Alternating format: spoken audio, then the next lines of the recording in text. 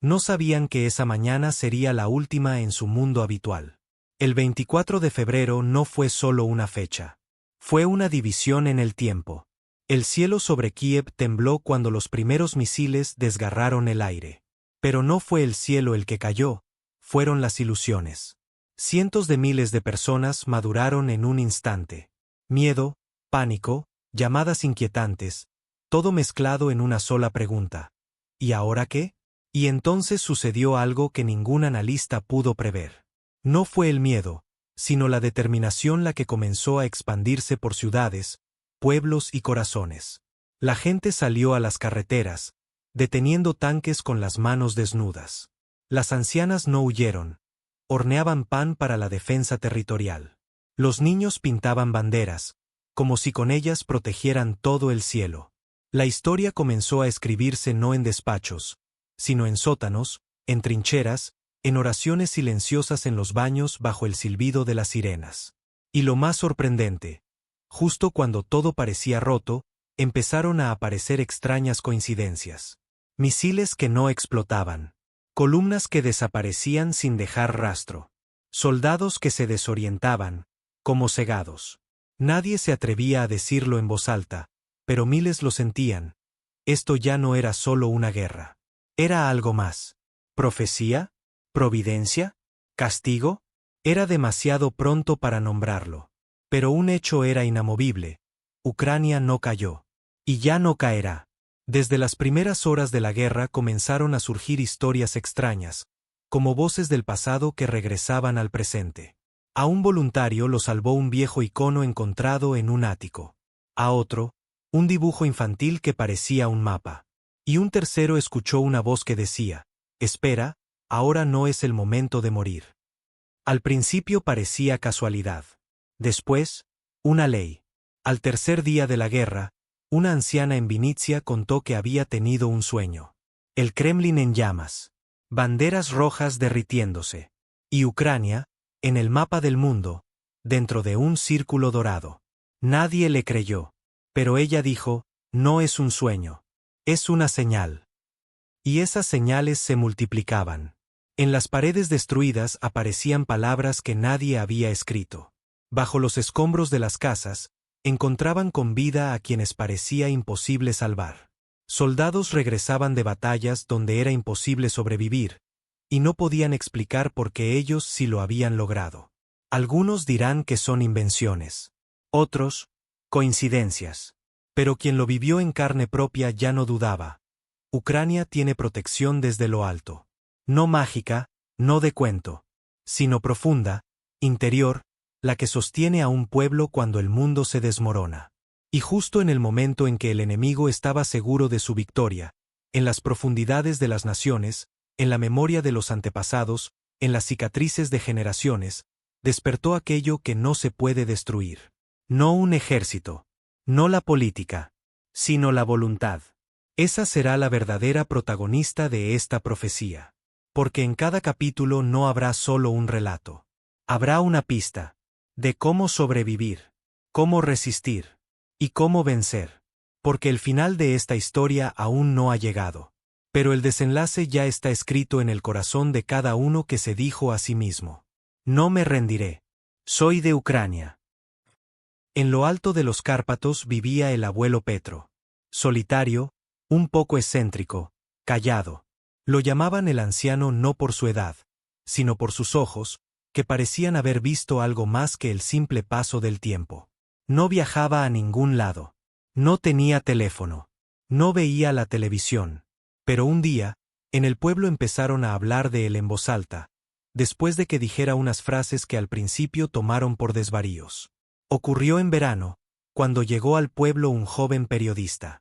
Buscaba leyendas antiguas, folclore, algo para un reportaje.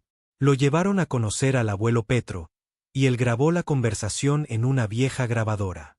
Duró exactamente 5 minutos, pero las palabras del anciano quedaron grabadas en la memoria para siempre. Vendrán quienes gritarán sobre liberación, pero traerán esclavitud. Vendrán quienes se llamen hermanos, pero regarán con sangre. Pero no romperán, porque bajo la tierra duerme la palabra. Y cuando la toquen, comenzará la cuenta atrás. Entonces el mundo mirará, y verá a Ucrania. Y quienes llegaron, arderán en su propio odio. El periodista solo asintió entonces, pensando que era una bella alegoría. Pero la grabadora captó esas palabras y las guardó en un silencio digital. Pasaron unos años. La guerra se volvió realidad. Y cuando comenzó la invasión, cuando los misiles volaban hacia Kharkov, Mariupol, Kiev, aquel mismo periodista, ahora corresponsal de guerra, recordó aquella conversación. De noche, en un frío refugio, escuchó la grabación. Y se quedó mudo. Aquellas palabras no eran solo una coincidencia. Sonaban como un mapa, como una advertencia, como una promesa. Envió la grabación a un voluntario amigo. A un capellán. El capellán, a un viejo profesor que estudiaba las raíces espirituales de Ucrania. Y dijo: no son solo palabras. Es un código. Es la respuesta a una pregunta que aún no hemos formulado. Todo el pueblo ya estaba evacuado, pero la casa del abuelo Petro seguía en pie. Cuando llegaron a ella, no había nadie dentro. Pero sobre la mesa había una hoja, en la que, con tinta, estaba escrito: no es momento de esconder la palabra. Es momento de decirla en voz alta. Estas frases comenzaron a difundirse entre soldados, voluntarios, periodistas. Primero como leyenda. Luego, como punto de apoyo. Y justamente en aquel periodo, cuando en el frente todo parecía crítico, cuando Mariupol estaba sitiado, cuando el mundo se cansaba de las noticias de Ucrania, algo comenzó a cambiar. Periodistas extranjeros empezaron a escribir sobre el fenómeno ucraniano. Sobre un espíritu que no aparece en los informes analíticos. Sobre una fuerza que no tiene fórmula, pero rompe los planes. En refugios, trincheras e incluso hospitales repetían las palabras del anciano. No como ritual, sino como resistencia. Como un mantra. Como memoria. Cuando toquen la palabra, comenzará la cuenta atrás. Y ahora recordemos, cuando empezó la serie de sus derrotas. Precisamente cuando, en una de las iglesias bombardeadas cerca de Kiev, entre las ruinas, se encontró una placa con una sola palabra: verdad. Y precisamente cuando las tropas rusas bombardearon el lugar donde se guardaban manuscritos antiguos, el fuego se apagó de repente. Los soldados lo vieron. El fuego simplemente desapareció. ¿Cómo explicarlo? Algunos dirán: misticismo. Otros: fe. Pero quienes estuvieron allí decían una sola cosa. Vimos que ya no éramos solo nosotros los que luchábamos. Era algo más grande que nosotros. Así, las palabras del anciano se convirtieron en un arma, no una bala, sino memoria. Porque quien recuerda porque está en pie, permanece más tiempo de lo que el enemigo espera. Y en cada una de estas historias, en aquellas que suenan a invención, había una huella. Lucha real, sangre real, dolor real, y la palabra real. La misma de la que habló el anciano. Bajo la tierra dormía. Pero ahora, ha despertado. En los momentos más oscuros de la guerra, cuando parece que el mundo se ha cansado de escuchar sobre Ucrania, sucede algo inesperado. El silencio se rompe con una voz, no desde dentro, sino desde fuera. Era un video común en Internet. Un sacerdote italiano, un hombre pálido con sotana gris, lee un mensaje profético con el fondo de una iglesia antigua. Lo presentan como el padre Rafael, de las afueras de Nápoles. Nadie presta mucha atención, hasta llegar al minuto 6. Allí, las palabras ponen la piel de gallina. En el este se levantará el fuego. Aquel que se creyó rey quedará en cenizas. La tierra amarilla y azul, herida y ensangrentada, pero no rota, se convertirá en espejo para las naciones. Y el mundo entero verá en ella lo que teme, la verdad. Voluntarios tradujeron el video. Lo difundieron entre capellanes. ¿Otra coincidencia? ¿Casualidad? Pero pocas semanas después de la publicación de esa grabación, las tropas rusas sufrieron una de sus mayores derrotas cerca de Kharkov. El rey mencionado por el padre Rafael desapareció del espacio público durante varios días.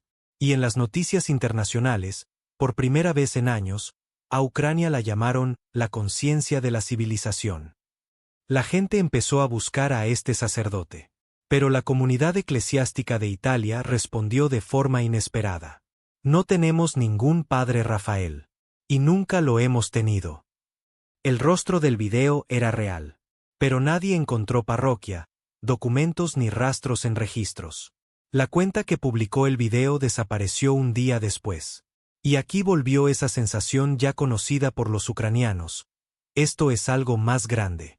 No es propaganda, no es un montaje, no es una invención. Es un mensaje. A partir de ahí comenzaron a recordarse otras coincidencias proféticas. En un periódico serbio, en el año 2016, hubo una nota. La nación que intentaron borrar del mapa se alzará como fuego y será escudo para Europa. Y en un monasterio en Polonia, una monja escribió en los años 90 en su diario una visión. Ucrania, como una mujer vestida de negro, que se quita el luto cuando la tierra se cubra de sol.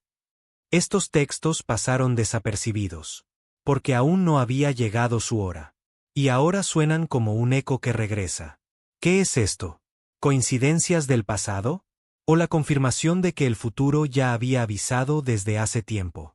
Y lo más impactante es que las profecías no solo señalaban la tragedia.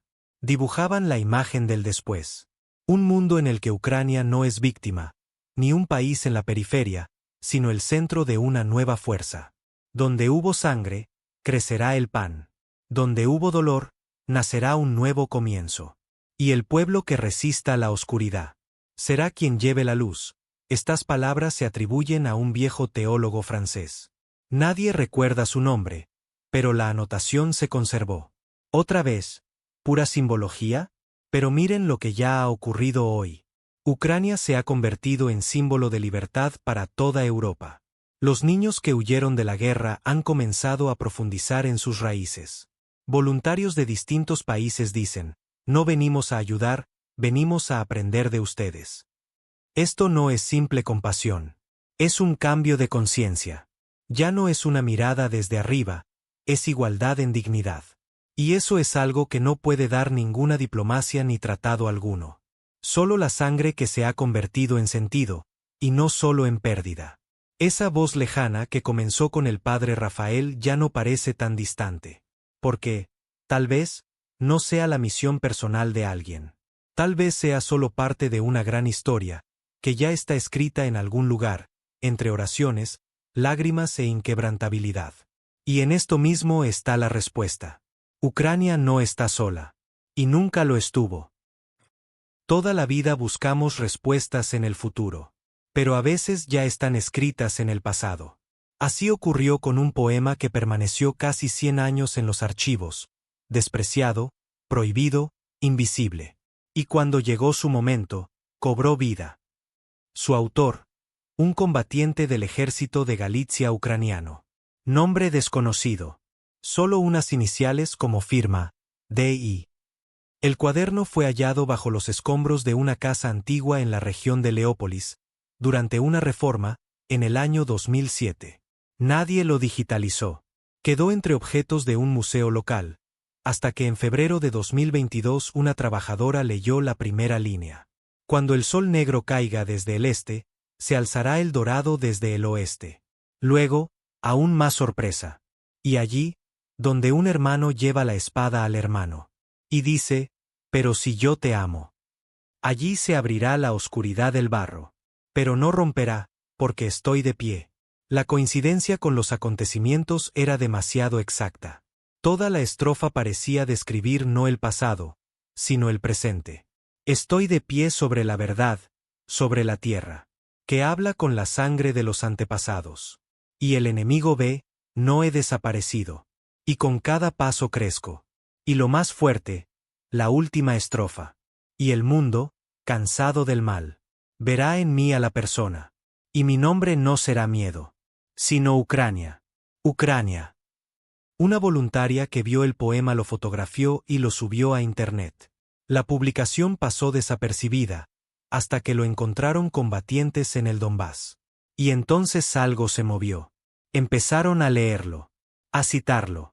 Uno de los comandantes dijo, Este texto se lee como una orden. Pero no de un general, sino de la misma historia. Las palabras se convirtieron en la base de un juramento simbólico que los soldados asumían entre ellos. No rendirse, no traicionar, no olvidar. En los parches empezaron a aparecer bordadas las palabras: no he desaparecido, crezco. Historiadores estudiaron el poema. No figuraba en ninguna base literaria. Su ritmo, estilo y terminología no eran actuales. Pero en cada verso había algo vivo, profético. Como si el autor no hubiera visto su propia guerra, sino la nuestra. Y otra vez, como con las palabras proféticas del anciano, como con el padre Rafael, el mismo patrón. Palabras que esperaban su momento. Y el momento que vino a buscarlas. Porque esta guerra no es la primera, pero sí es especial. Antes nos robaban la tierra, ahora quieren destruir la memoria. Y por eso las palabras de este poema no son solo texto. Son un arma de memoria. Es la voz del pasado que toma de la mano al presente y lo conduce al futuro. Tras la difusión del poema empezaron a llegar testimonios desde distintos rincones de Ucrania. En un sótano en Irpin lo encontraron escrito en la pared con bolígrafo negro. En Kharkov un niño repetía la última estrofa, aunque sus padres aseguraban que no se la habían enseñado. En Zaporilla, en una capilla, médicos hallaron un trozo de papel con las palabras: verá en mí a la persona. ¿Casualidades? ¿O señal de que la palabra actúa no solo en voz alta, sino más hondo? Hoy este poema se ha convertido en himno para quienes no están en el frente, pero luchan. Voluntarios, médicos, periodistas, madres, viudas, niños. Porque donde hay balas, actúa el arma. Y donde hay dolor, actúa la palabra. Y esa palabra es Ucrania. Esto no ocurrió en un solo día. No hubo fanfarrias, no hubo fuegos artificiales. Pero el mundo despertó siendo otro. El primero en sentirlo fue un periodista de Toronto, cuando escribió en su columna: subestimamos a Ucrania. Ahora aprendemos de ella. Y luego, como una ola, todos de repente empezaron a ver. En el centro de Europa no solo había nacido la resistencia, había nacido un ejemplo. El enemigo quedó humillado, aislado. La economía cayó. El prestigio fue destruido. En el mapa mundial ya no quedaba para Rusia un lugar donde esconderse. Y lo más importante, el miedo desapareció. Millones de personas en todo el mundo salieron a las plazas, no contra la guerra, sino a favor de Ucrania.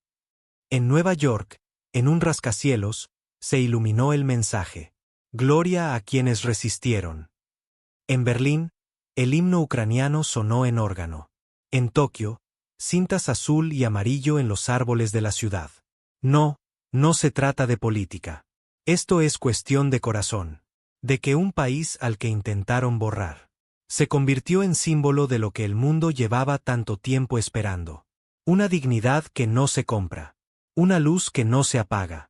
Una fe que no necesita pruebas. Ucrania ganó no solo en el frente. Ganó en la percepción. En cada «yo creo» que se pronunciaba en las trincheras. En cada «yo esperaré» que se susurraba en las estaciones de tren. En cada «yo no olvidaré» que era oración y promesa. Y en Rusia, vacío, soledad, desprecio. Un país que se llamaba grande. Quedó desnudo ante la verdad. Ya no se le temía. No se le escuchaba. No se le aceptaba. Y en eso radica la derrota más fuerte. Porque la victoria no es una bandera. Es cuando te reconocen por el corazón. Y cuando en cada idioma del mundo la palabra Ucrania no significa tragedia, sino fortaleza. Las profecías se cumplieron. El anciano de los Cárpatos dijo: no caerá, y no cayó. El padre Rafael anunció: la tierra amarilla y azul será un espejo, y lo fue. El soldado sin nombre escribió: no he desaparecido, crezco, y crecimos. Ahora, en el mapa mundial, no hay solo un nuevo respeto por un país. Hay una nueva época. Porque después de esto, nadie podrá decir: no podemos cambiar nada. Porque los ucranianos lo cambiaron todo. En ciudades destruidas hasta los cimientos, brotaron retoños. Nuevas escuelas. Nuevas calles. Nuevos puentes. Y lo más importante, nuevos rostros. Niños que saben por qué vivieron sus padres. Jóvenes que hablan no solo con el idioma, sino con el alma. Una nación que no teme la verdad, porque es, en sí misma, la verdad. Y cuando alguien pregunta, ¿se cumplió la profecía? Se cumplió. Y sigue cumpliéndose, porque la profecía más grande somos nosotros. Somos quienes sobrevivieron, quienes regresaron, quienes perdonaron, y quienes recuerdan. Somos quienes decimos, no me entregaré al silencio. Soy de Ucrania. Brillaré. La historia no ha terminado. Apenas está cobrando fuerza.